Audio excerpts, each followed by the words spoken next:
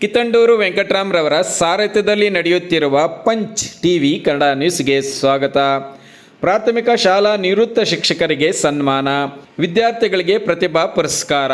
ಕರ್ನಾಟಕ ರಾಜ್ಯ ಪ್ರಾಥಮಿಕ ಶಾಲಾ ಶಿಕ್ಷಕರ ಸಂಘ ಕೋಲಾರ ತಾಲೂಕು ವತಿಯಿಂದ ನಿವೃತ್ತ ಶಿಕ್ಷಕರಿಗೆ ಸನ್ಮಾನ ಹಾಗೂ ವಿದ್ಯಾರ್ಥಿಗಳಿಗೆ ಪ್ರತಿಭಾ ಪುರಸ್ಕಾರ ಕಾರ್ಯಕ್ರಮವನ್ನು ನಗರದ ಸ್ಕೌಟ್ಸ್ ಭವನದಲ್ಲಿ ಏರ್ಪಡಿಸಲಾಗಿತ್ತು. ಇನ್ನು ಈ ಕಾರ್ಯಕ್ರಮದಲ್ಲಿ MLC Anil Kumar, DIGP D Devaraj, KOMUL ನಿರ್ದೇಶಕರಾದ ಚಂಜಮಲೆ ರಮೇಶ್, ಉತ್ತರ ವಿವಿ ಸದಸ್ಯರಾದ ಗೋಪಾಲಗೌಡ, ಕರ್ನಾಟಕ ರಾಜ್ಯ ಪ್ರಾಥಮಿಕ ಶಾಲಾ ಶಿಕ್ಷಕರ ಸಂಘದ ತಾಲೂಕು ಅಧ್ಯಕ್ಷ SV ವೆಂಕಟಾಚಲಪತಿಗೌಡ, ತಾಲೂಕು ಕ್ಷೇತ್ರ ಸಮನ್ವಯ ಅಧಿಕಾರಿ ರಾಧಿಕಾ, DDPI ಕಚೇರಿ EO ಸನಾವುಲ್ಲಾ, ಗೌರವ ಅಧ್ಯಕ್ಷ ನಾರಾಯಣಸ್ವಾಮಿ S, ಜಿಲ್ಲಾ ಪ್ರಧಾನ ಕಾರ್ಯದರ್ಶಿ ನಾರಾಯಣಸ್ವಾಮಿ, ತಾಲೂಕು ಪ್ರಧಾನ ಕಾರ್ಯದರ್ಶಿ ಸರ್ವೇಶ್, ಮುನಿರಾಜು, ಸುಬ್ರಹ್ಮಣಿ, ಸೋಮಶೇಖರ್, ಕೃಷ್ಣಪ್ಪ, S ಸೊಣೇಗೌಡ, V ಅಶ್ವಥ್, ಭಾರತಿ, ಕವಿತಾ, ಭಾಗ್ಯಮ್ಮ, ಅಯಾಜ್ ಅಹಮದ್, ರೇಷ್ಮಾ ತಲಕ್ ಖಾನಂ, ನಾಮನಿರ್ದೇಶಿತ ಸದಸ್ಯರು ಮುಂತಾದವರು ಹಾಜರಿದ್ದರು. Kittandur Venkataram, Punch TV News, Kolar. ಅವನ ಆಟಿಟ್ಯೂಡ್ ಏನು, ಮೆಂಟಾಲಿಟಿ ಏನು, ಯಾವ್ದು ಸೂಟ್ ಆಗ್ತಾನೆ, ಯಾವ್ದು ಸೂಟ್ ಆಗಲ್ಲ ಅಂತ ನಾವು ಅನಾಲಿಸಿಸ್ ಮಾಡ್ತೀವಿ. ನೀವು ಟೀಚರ್ಸ್ ಆದವರು ವಿದ್ಯಾರ್ಥಿಗಳನ್ನು ಅವರ ಎಬಿಲಿಟಿನ, ಇನ್ಕ್ಲಿನೇಷನ್ನ ಸೊ ನೀವು ಐಡೆಂಟಿಫೈ ಮಾಡಿದ್ರೆ ಯಾವುದೋ ಒಂದು ಅಥ್ಲೆಟಿಕ್ ಮೀಟ್ ಇರುತ್ತೆ. ಅಥ್ಲೆಟಿಕ್ ಮೀಟಲ್ಲಿ ನೀವು ಇಂಟ್ರೆಸ್ಟ್ ಇಲ್ದರನ್ನ ಓಡಿಸಿದ್ರೆ ಅವನು ಕ್ರೀಸಿಂದ ಹೋಗಿ ಒಂದು 10 ಮೀಟರ್ಗೆ ಹೋಗಿನೇ ಅಲ್ಲೇ ನಿಂತು ವಾಪಸ್ಸಿಂದ ತಿರುಗಿ ನೋಡ್ತಾನೆ.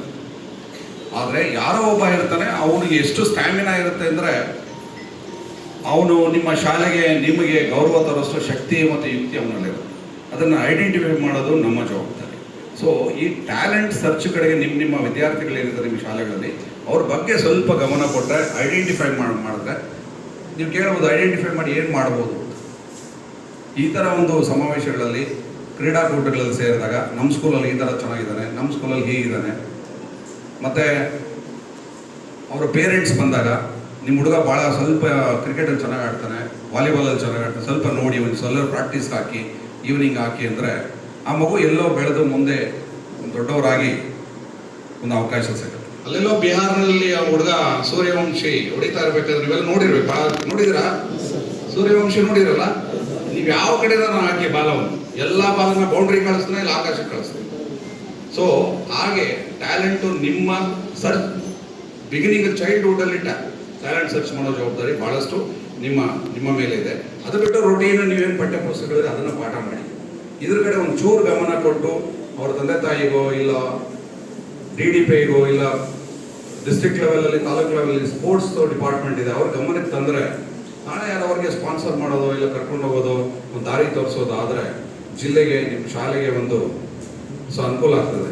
BO ಬಂದಾಗ ಏನು ಸ್ಕೂಲಿಗೆ ಎಲ್ಲ ಮಾಡಿದ್ರಿ, ಭಾಳ ಚೆನ್ನಾಗಿದೆ ಸರ್, ಇಲ್ಲಿ ಓಲ್ಡ್ ಸ್ಟೂಡೆಂಟ್ ಇದ್ದಾರೆ. ಯಾರು ಓಲ್ಡ್ ಸ್ಟೂಡೆಂಟ್ ಸರ್? ಇಲ್ಲಿ ಇವ್ರಿನಿಂದ DCP ಇದ್ದಾರೆ ಸರ್, ವೈಟ್ ಫೀಲ್ಡಲ್ಲಿ ಬೆಂಗಳೂರಲ್ಲಿ ಅಂತ. ಓ ಹೌದಾ, ಈ ಸ್ಕೂಲಲ್ಲಿ ಒಂದು IPS ಆಗಿದ್ದಾರೆ? ಹೌದು ಸರ್ ಅಂತ. ಎಲ್ಲ ಆದಮೇಲೆ, ಎಲ್ಲ ಆಚೆಗೆ ಬಂದಮೇಲೆ ಯಾರು ಹೇಳಿದ್ರು ಸರ್, ಅವ್ರ ಅಣ್ಣನೇ ಸರ್. ಸೊ ಹಾಗೆ ನಿಮ್ಮ ಶಾಲೆಯಿಂದ ಬಂದರೆ ಸೊ ನಿಮಗೂ ಎಲ್ಲ ಒಂದು ಕಡೆ ಗೌರವ ಇರುತ್ತೆ.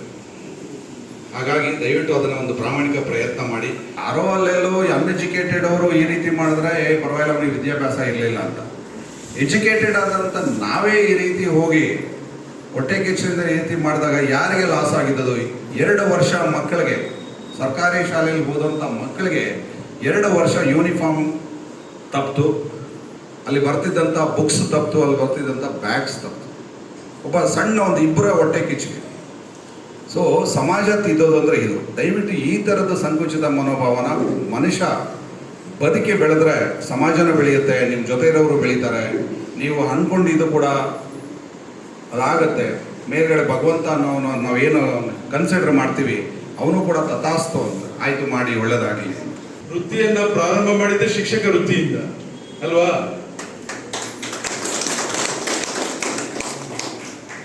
ಈಗಲೂ ಕೂಡ ಶಿಕ್ಷಕ ವೃತ್ತಿಯ ಜವಾಬ್ದಾರಿಯಲ್ಲಿ ಹೊಂದಿದ್ದಾರೆ ಟ್ರೈನಿಂಗ್ ಸೆಂಟರ್.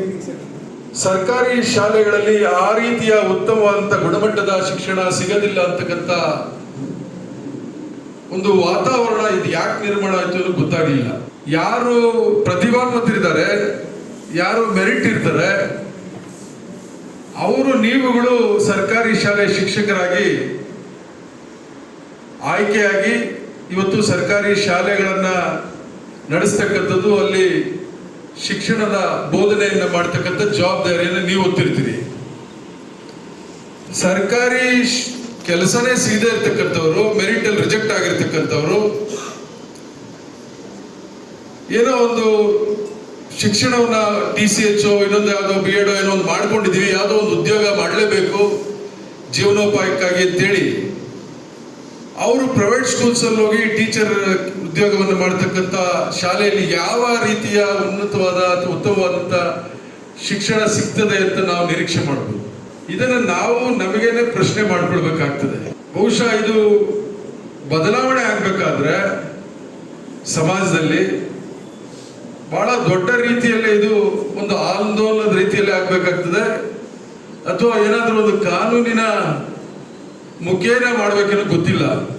ನಾವ್ಯಾರು ಜನಪ್ರತಿನಿಧಿಗಳಿದ್ದೀವಿ, ನಮ್ಮ ಮಕ್ಕಳನ್ನ ಸರ್ಕಾರಿ ಶಾಲೆಗೆ ಸೇರಿಸೋದು, ಯಾರು ಸರ್ಕಾರಿ ಉದ್ಯೋಗದಲ್ಲಿರ್ತಕ್ಕಂಥ ದೊಡ್ಡ ದೊಡ್ಡ ಅಧಿಕಾರಿಗಳಾಗ್ಬೋದು ಅಥವಾ ಟೀಚರ್ಸ್ ಆಗ್ಬೋದು, ನಮ್ಮ ಮಕ್ಕಳನ್ನ ಸರ್ಕಾರಿ ಶಾಲೆಗೆ ಸೇರಿಸೋದು, ಇವು ಆದಾಗ ಬಹುಶಃ ನಮ್ಮ ಪಕ್ಕದಲ್ಲಿರ್ತಕ್ಕಂಥ ಅವರು ಕೂಡ ಅದನ್ನ ನೋಡಿಲ್ಲಪ್ಪ, ಅನಿಲ್ ಕುಮಾರ್ ಅವ್ರ ಮಕ್ಕಳು ಸರ್ಕಾರಿ ಶಾಲೆಯಲ್ಲಿ ಓದ್ತಿದ್ದಾರೆ, ಅಥವಾ ದೇವರಾಜ್ ಅವ್ರ ಮಕ್ಕಳು ಸರ್ಕಾರಿ ಶಾಲೆಯಲ್ಲಿ ಓದ್ತಿದ್ದಾರೆ, ಅಥವಾ ಸರ್ಕಾರಿ ನೌಕರ ಸಂಘದ ಅಧ್ಯಕ್ಷರ ಮಗ ಸರ್ಕಾರಿ ಶಾಲೆಯಲ್ಲಿ ಓದ್ತಿದ್ದಾರೆ, ಅಥವಾ ಶಿಕ್ಷಕರ ಸಂಘದ ಅಧ್ಯಕ್ಷರ ಮಗ ಸರ್ಕಾರಿ ಶಾಲೆಯಲ್ಲಿ ಓದ್ತಿದ್ದಾರೆ ಅಂದ್ರೆ ಅವತ್ತು ಎಲ್ಲರೂ ಕೂಡ ಸರ್ಕಾರಿ ಶಾಲೆ ಕಡೆ ನೋಡ್ತಕ್ಕಂಥದ್ದು ಆಗ್ತದೆ. ಆದ್ರೆ ನಾವು ಅದನ್ನು ಆಗ್ತಾ ಇಲ್ಲ. ನಾನು ಕೂಡ ಸರ್ಕಾರಿ ಶಾಲೆಯಲ್ಲಿ ಓದಿಲ್ಲ, ನನ್ನ ಮಕ್ಕಳು ಕೂಡ ನಾನು ಸರ್ಕಾರಿ ಶಾಲೆಯಲ್ಲಿ ಓದಿಸ್ಲಿಲ್ಲ. ನಾನು ಬಂದು ಇಲ್ಲಿ ಸರ್ಕಾರಿ ಶಾಲೆಯ ಟೀಚರ್ಸ್ಗೆ ಮಕ್ಕಳಿಗೆ ಇವತ್ತು ಭಾಷಣ ಮಾಡೋ ಸ್ಥಿತಿಗೆ ಬಂದಿದೆ. ನಿಜವಾಗ್ಲೂ ಕೂಡ ದೇವರಾಜ್ ಅವರು ಹೇಳಿದ್ದು ಬಹುಶಃ ಅವರ ಹೃದಯದ ಅಂತರಾಳದಿಂದ ಬಂದಿರತಕ್ಕಂಥ ಮಾತು. ಸರ್ಕಾರಿ ಶಾಲೆಗೆ ಯಾರು ಬರ್ತಾರೆ ಅಂದ್ರೆ, ಯಾರಿಗೆ ಪ್ರೈವೇಟ್ ಸ್ಕೂಲ್ಸ್ ಅಲ್ಲಿ ಶಿಕ್ಷಣವನ್ನ ಮಕ್ಕಳಿಗೆ ಕೊಡಿಸ್ತಕ್ಕಂಥ ಶಕ್ತಿ ಇರೋದಿಲ್ಲ. ಇವತ್ತು ಎಲ್ಲರಿಗೂ ಶಕ್ತಿ ಇದೆ, ಕೂಲಿ ಮಾಡೋರು ಕೂಡ ಪ್ರೈವೇಟ್ ಸ್ಕೂಲಲ್ಲಿ ಸೇರಿಸ್ಬೇಕು, ಕಾನ್ವೆಂಟಿಗೆ ಸೇರಿಸ್ಬೇಕು, ಅದೇನೇ ಕಷ್ಟ ಇರಲಿ. ನಾವು ಸ್ವಲ್ಪ ಕೂಲಿ ಮಾಡಿ ಏನೋ ಒಂದು ಕಷ್ಟಪಟ್ಟು ಆ ಮಕ್ಕಳನ್ನ ಸೇರಿಸಿದ್ರೆ ಒಂದು ಸ್ಕಾಲರ್ಶಿಪ್ ಬರ್ತದೆ, ಆ ರೀತಿ ಯೋಚನೆ ಮಾಡ್ತಾರೆ. ಅಂಥದ್ದಕ್ಕೂ ಶಕ್ತಿ ಇದೆ ಅಂತಕ್ಕಂಥವ್ರು ಇವತ್ತು ಸರ್ಕಾರಿ ಶಾಲೆಯಲ್ಲಿ ತಮ್ಮ ಮಕ್ಕಳನ್ನ ಇವತ್ತು ಸೇರಿಸ್ತಾ ಇದ್ದಾರೆ. ಇದಕ್ಕೆ ಬಹಳ ದೊಡ್ಡ ಜವಾಬ್ದಾರಿ ಇವತ್ತು ನಿಮ್ಮ ಮೇಲಿದೆ.